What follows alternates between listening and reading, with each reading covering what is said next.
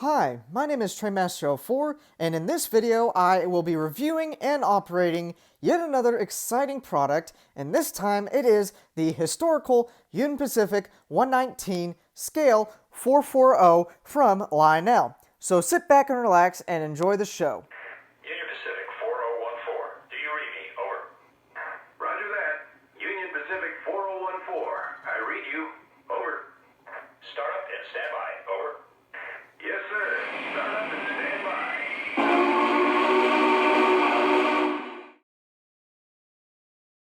To start this video off, let me go ahead and give a brief history lesson on the Union Pacific 119 and also in its historical importance to American history. The Union Pacific 119 is an American-type steam locomotive, which means it has a 440 wheel arrangement, or in other words, it has 4 pilot wheels, 4 drivers, and no trailing truck wheels. Now, the original Union Pacific 119 was built by the Rogers Locomotive and Machine Works in November of 1968 and was originally designed to be used for freight services and also burn coal as its main fuel. Hence why the drivers are not as large in diameter as you would see in Victorian-era steam locomotives, and also why the smoke box is extended a little bit farther outward than you would expect to see on an American-type steam locomotive.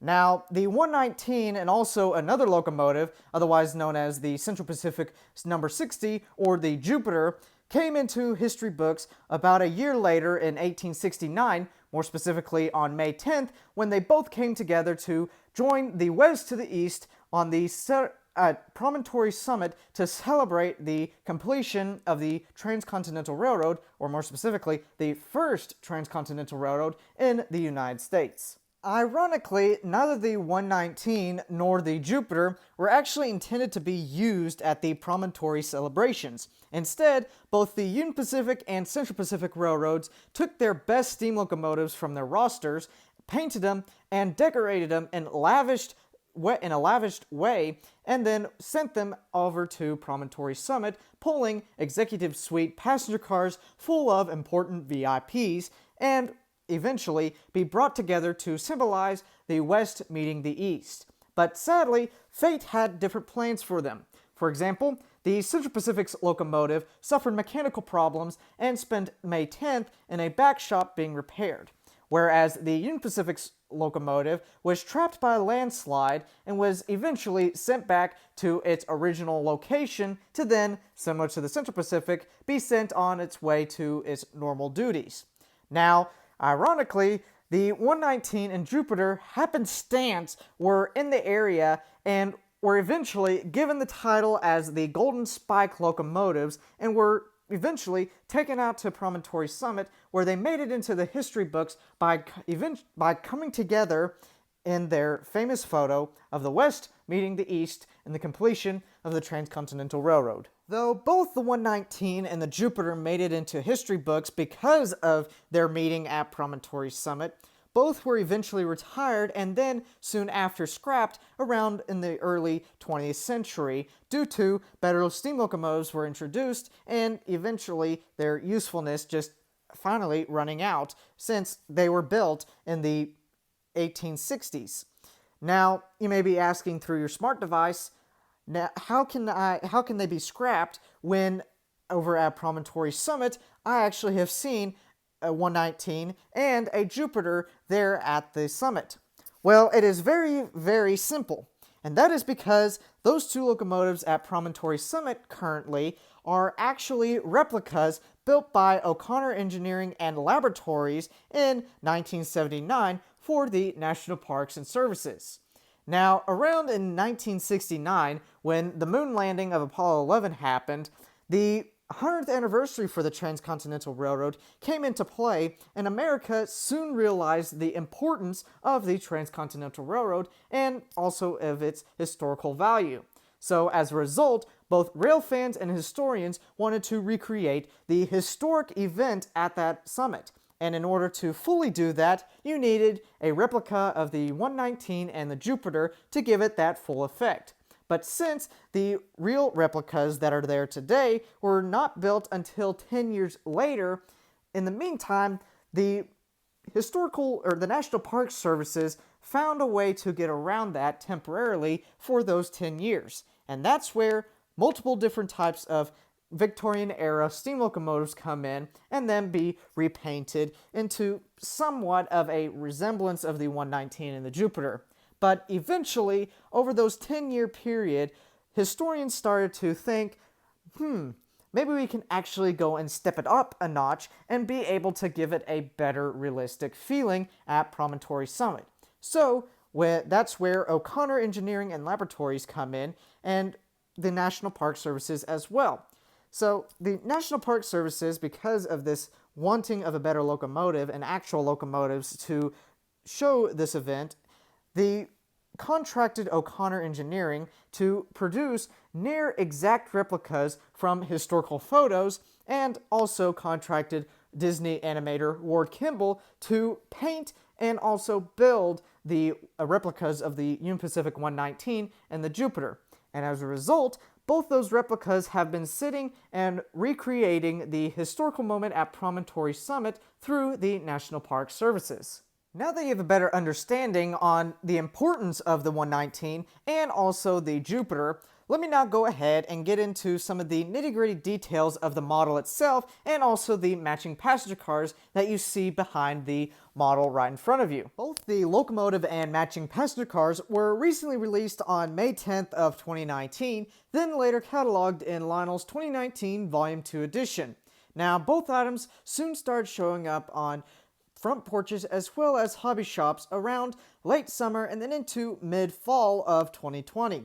Now for the construction, starting with the locomotive, it is actually unique in the sense of it being a part of Lionel's Brass Hybrid series of locomotives, making it where it is actually constructed out of two different types of materials, one being die-cast metal and the other being brass, essentially giving you two worlds, one of a highly extreme detail and then the other highly great performance of a die-cast model. Now moving on to the passenger cars, it is primarily made out of plastic construction but does have metal wheels and also a sheet metal frame.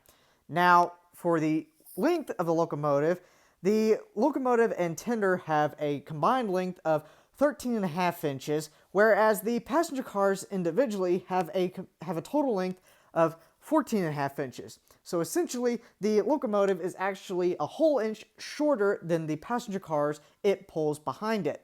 Now, for the minimum curve radius, since both the locomotive and matching passenger cars are actually so short, Lionel has given both a minimum curve radius of 0.36. Now, when I first got this locomotive out onto the layout and took it around parts of it with 0.36 curves, two things actually happened. One, the locomotive actually derailed, and then two, the inner flange of the track itself actually slightly caught the outer rim of the wheels, more specifically the inner driver, causing the silver paint to actually chip off of the rim. Now, due to that, I would actually suggest you to not operate this locomotive under Lionel's minimum curve radius of 0.36, but instead go on ahead and actually operate it on something a little larger, such as 0.54 and up. So, yes, though it is cataloged as an 0.36 locomotive, I would highly not suggest it due to the locomotive, one, not being able to go around the curve because it derailed, and then two, it also might cause some paint damage to the locomotive itself. Now, for the passenger cars, they worked fine. They were able to go around the 0.36 curves just like there was no tomorrow, and nothing really happened except, more specifically, the locomotive just having a bit of a meltdown going around it. The hood, starting with the locomotive first, it is equipped with a LED headlamp, a flywheeled motor, and then also a legacy command board. Now, since it does have a legacy command board, this means this locomotive has 4 different methods of operation. The first and preferred method is using Lionel's legacy command system. The second method is using Lionel's TMCC command system, which will give you a lot of the major legacy features, but not all of them compared to your normal legacy command system. The third option, which really is unusual for 3-rail O scale, but more popular on 2-rail and even HO, is DCC. So for any of you out there who have 2-rail layouts, this locomotive will be compatible with a few minor tweaks. And then finally, the fourth and most popular option is just by putting the locomotive on a loop of track and running it with a transformer. Now, moving on to the passenger cars, the lead one is actually equipped with a legacy rail sounds board and then one large speaker to actually produce those legacy rail sounds. And then finally, the rear passenger car does not have a lot going inside of it besides just having some plastic interiors such as seats and other furniture. Now, by this point in time, you may be wondering and thinking back or maybe even rewinding the video a little bit and asking, why didn't I go and say all of the other standard features? Since this is a legacy locomotive, why doesn't it have at least a smoke unit inside the locomotive or even the sounds inside the locomotive itself? Well, the reason being is due to its size. Lionel sadly had to go and sacrifice all of these standard features that you would expect in a legacy locomotive and kind of go towards the bare minimum between the locomotive by itself and then spread it off onto the passenger cars right behind it. So really, yes, it's a bummer that Lionel didn't put in a smoke unit into the locomotive, but it really is kind of a blessing in the sense of if Lionel did go ahead and try to put a smoke unit in these locomotive, which really in person is very, very small, we would have not have gotten this locomotive or even the matching passenger cars as soon as we did, and also we would have probably have spent more money on the locomotive and catch over on the matching passenger cars if Lionel did go ahead and put a smoke unit in it, because likely they would have been either A, trying to redesign or design a new smoke unit small enough for specifically this locomotive, or 2, trying to redesign the body shell of the locomotive to then accommodate other smaller smoke units such as those in HO locomotives. But if they did use an HO smoke unit, there would have been a few other problems, such as output and also being able to fill it with such a humongous stack on the locomotive. Now, though there's not a lot of features, at least Lionel did go and give us the ability of sound with the matching passenger cars. Now that you have a better understanding on what this model is capable of in the sense of features, let me now go ahead and take a closer look and show you all of the wonderful details as well as the beautiful paint scheme Lionel put on this locomotive and matching passenger cars. Looking at the front of the locomotive, starting at the bottom and working up to the top, here you can see is the cow catcher for this locomotive, and as you can see, there is a whole lot of detail on it. For example, there is some nicely done pinstriping along the rungs. In the middle, there is a separately applied pin and link coupler, which sits nice and flush with the cow catcher. On top of the cow catcher, there are 2 separately applied flagpole stanchions, and then right in between the 2, there are 2 separately applied supports going up to the sides of the smoke box. And then finally right in the center, here is the smoke box door, which has a nicely done separately applied number board, which is made out of brass. Now, one thing that I was not expecting for this locomotive, because of its size, is that the smoke box door being able to open. Now, if I could get my tool in there, and as you can see, it opens up real nice and easily, and is held by a magnet right inside the boiler. Now, looking above the smoke box door, here, as you can see, there is still a whole lot more detail. For example, here is a gold painted separately applied grab iron and then the headlamp.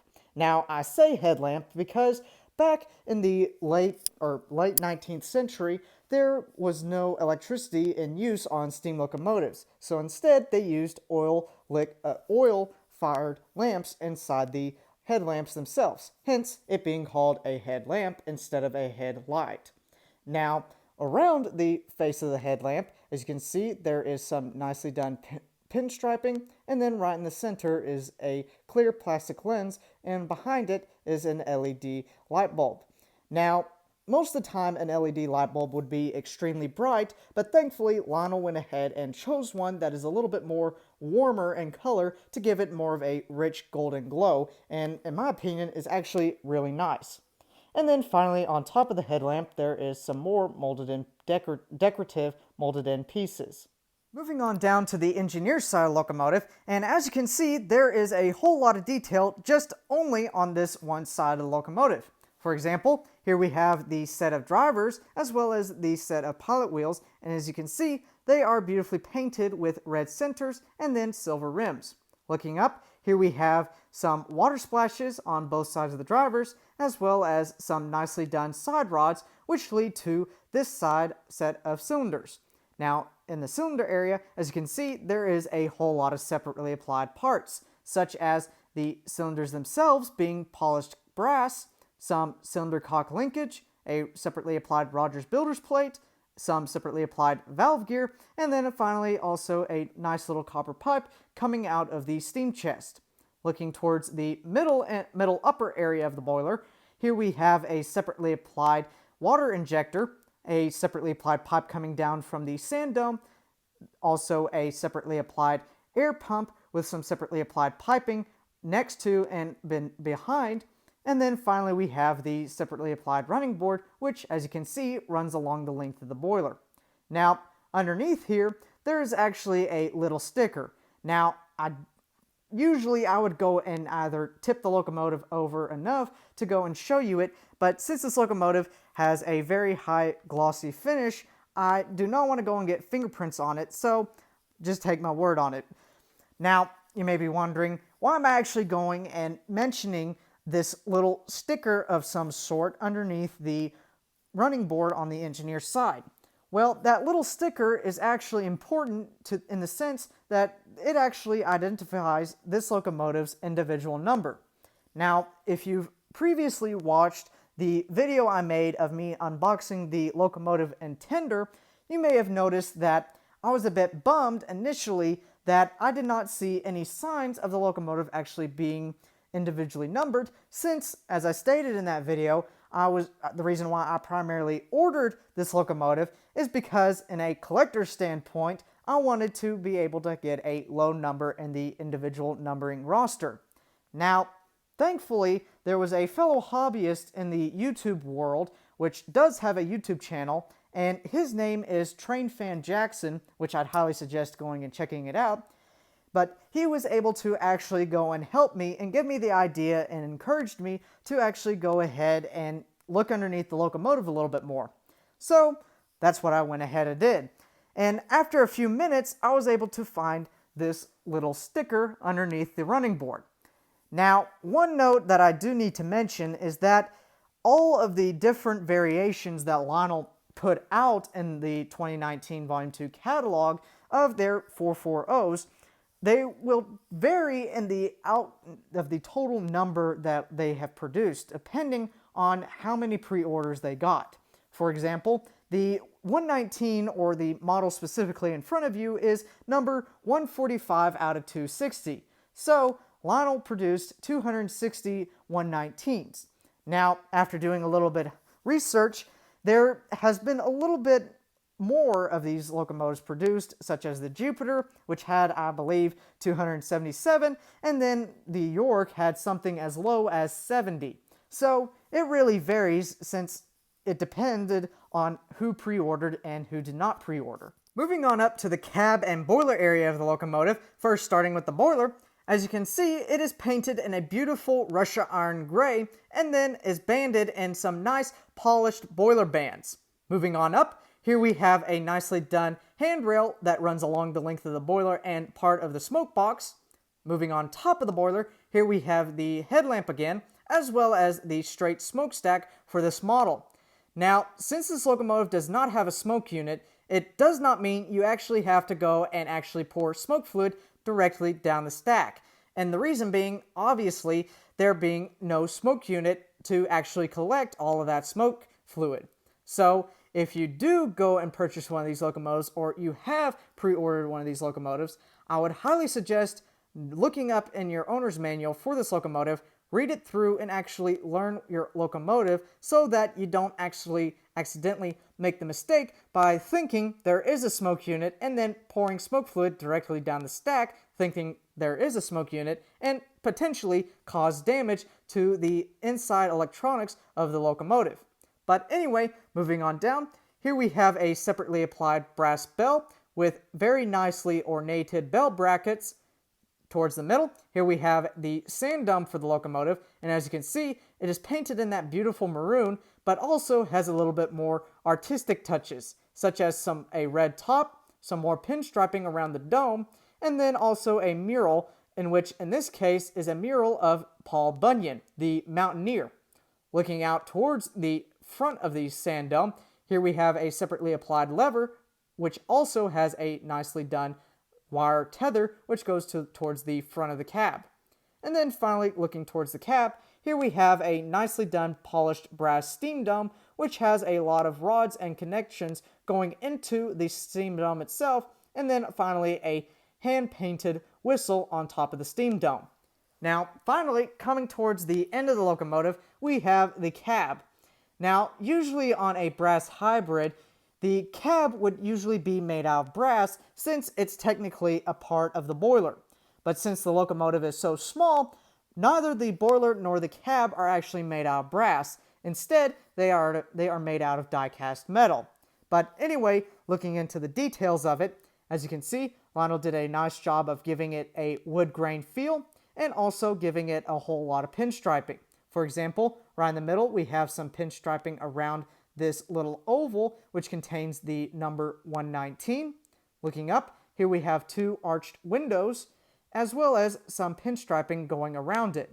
Now, looking more specifically at the windows themselves, they actually do have clear plastic inserts in them. And then also, finally, the rear window does open and close, like so.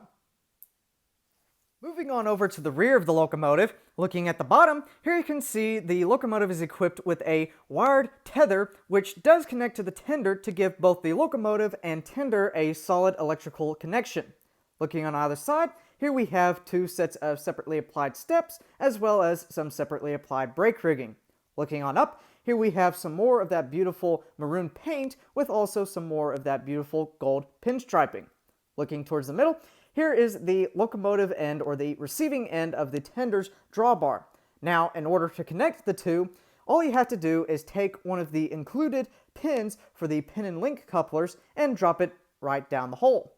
Looking on up, here you can see we have the back of the cab itself, and as you can see, the wood grain still continues around the back, and also that beautiful gold pinstriping. Looking at some of the details, here you can see there are two separately applied handrails, as well as two more molded in arched windows with two clear plastic inserts. Now, looking inside the cab, as you can see, it has a very nice and highly detailed cab interior. For example, looking at the back head, as you can see, there is a whole lot of pipes, gauges, and other parts that are pretty iconic to a steam locomotive, such as the throttle in the middle, as well as the reverser or Johnson bar right towards the engineer side of the locomotive.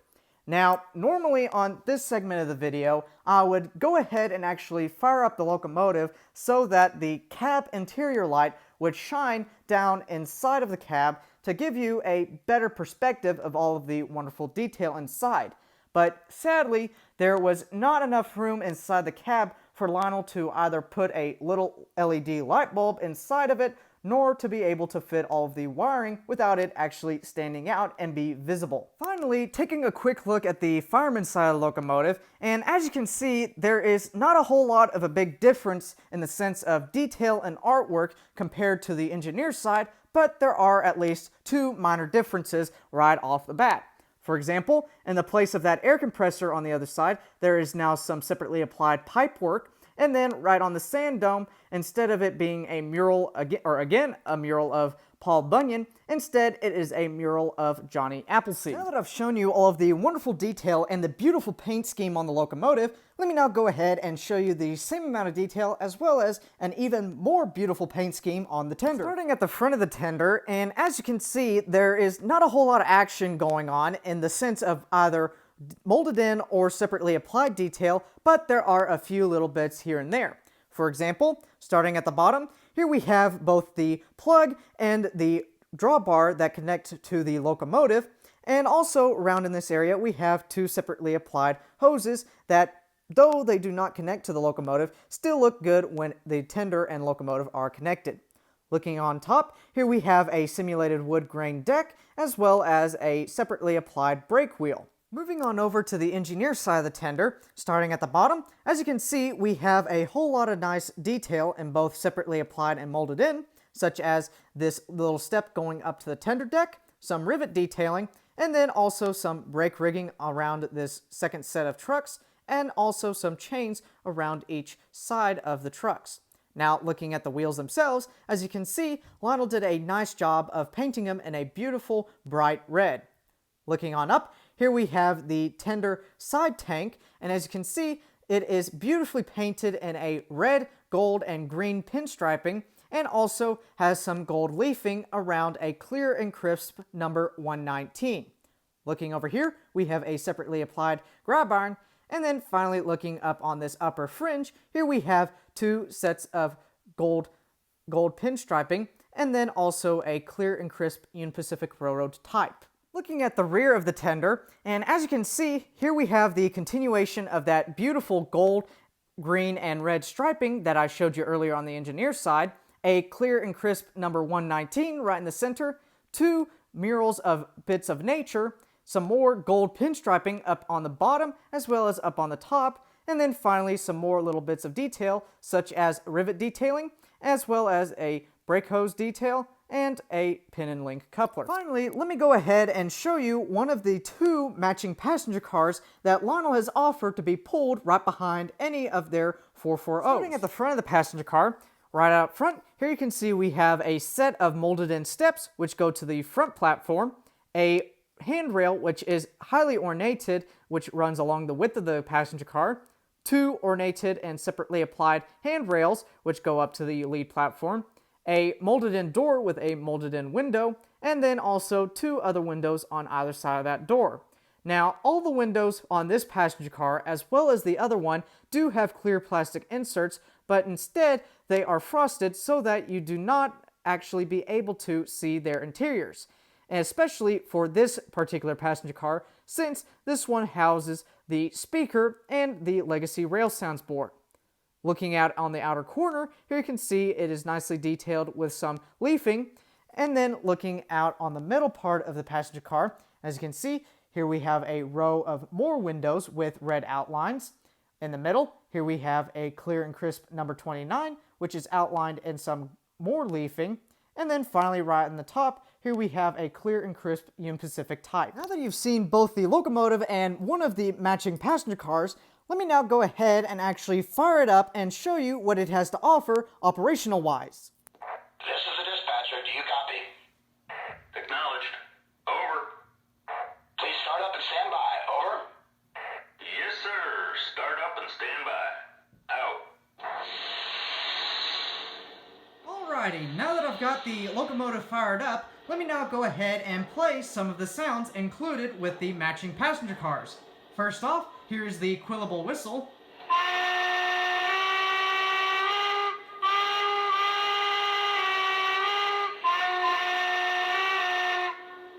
Next, here's the bell.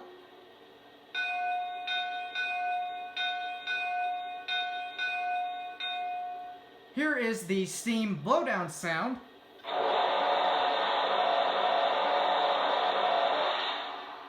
Both the water and coal fill-up sounds.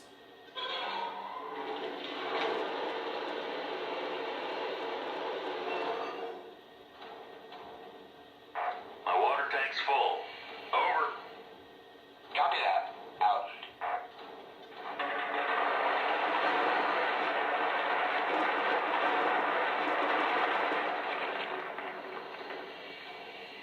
My coal's full. Over. Acknowledged. Out.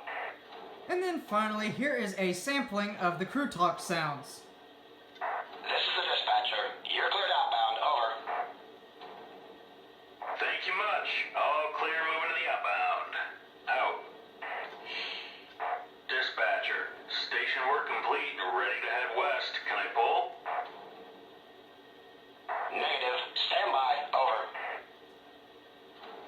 Acknowledged. Waiting on a clear signal. Out. Dispatcher here. Please hold. Over. Understood. Let me know when I can depart. Out. Dispatcher, there's up and the crew's on board. Are we clear? Roger. Your track is clear. Dispatcher over. Copy that, dispatcher. I'm green. Out. Now that you've heard what this locomotive has to offer in the sense of sounds, let me now go ahead and wrap up the video by taking the locomotive for a spin around the layout.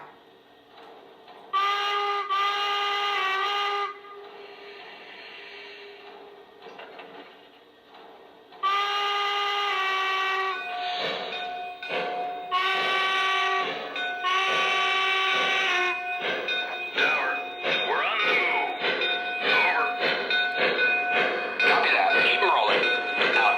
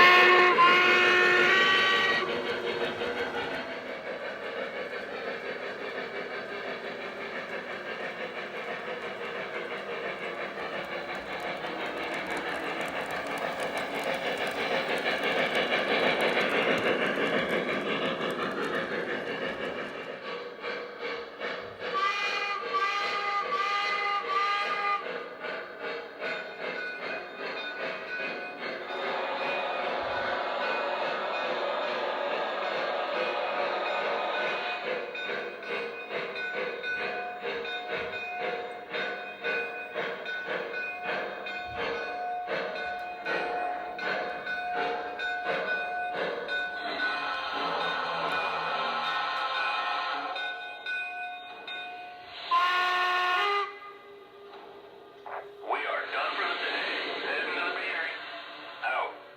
Well, that about wraps up this product review, but before I go, let me now go ahead and actually answer the two questions that I normally answer around this time, and they are, what is the original MSRP price, and then also, what is my personal opinion about this model? Well, to start off, the original MSRP price and also the price that you will find at any retailer that sells one of these models is right at $1,100 for the locomotive and tender, and then $350 for one of the 2-packs that actually have the rail sounds in them. Now, like I said, the original MSRP price, it is not discounted at any store location. For example, Train World, Mr. Muffins, Charles Rowe, anybody, they are all the same price. Now, what does vary is, are they going to be available at any of those locations? Now, since these locomotives were made in low quantities and also are very hot, I would highly suggest going online to any of those locations, and to help you out, I'll leave a link for both Train World and Charles Rowe in the description so that you could get to this product a whole lot easier. And quickly purchase one of those if you have the chance to, because these locomotives will be selling like hotcakes, and then the matching passenger cars will soon go thereafter. Now that you know what the original MSRP price is for both the locomotive and matching passenger cars, let me now get into my personal opinion about both items. Well, in short, I am extremely happy with the results of these models, and also I'm extremely happy that I went ahead and spent the money and pre-ordered both the locomotive and matching passenger cars. When I first opened the box, I really didn't know what to expect, since I kind of tried to stay away from seeing the progress photos, but when I first saw them, I was stunned. The details, the ornate details, as well as the ornate paint schemes just blew me out of my socks, and I was extremely happy that they actually came in all in one piece and just came out just perfectly. The details, I dare say, are so good, and there are so many of them that this locomotive just by itself could even rival some of the best hand-built, scratch-built models that are out there in the national or the NMRA train clubs or conventions, and because it's just that really good. It is phenomenal. The paint scheme is clear and crisp. It is beautiful and is just a wonderful model to have on a layout or even in a collection such as my own. Now, going on to the price, I was a little bit starstruck when I saw the price at first, but after seeing and watching Ryan and Dave doing demo videos of these models and giving updates of these models, and then eventually going through the process that they took, I would say it would really justify it. $1,100 is a lot of money for such a small locomotive that only has a motor and a legacy board, and then $350 on top of that to actually get sounds for it. But when Ryan said that they spent at least 3 years on this one project, that really tells me that Lionel went ahead and put a lot of work into it, in the sense of designing, managing, and then actually producing it for us to then go and get them into our own hands. So, in other words, though the price is very high, I would say it is justified by the type of results as well as the type of work Lionel went into putting into these locomotives and matching passenger cars. And as a result, I would highly suggest you getting one of these locomotives if you are either a collector in the sense of wanting a locomotive that is beautiful to either put on your shelf and make it a beautiful shelf queen, or even just a nice 19th century steam locomotive to run around your layout.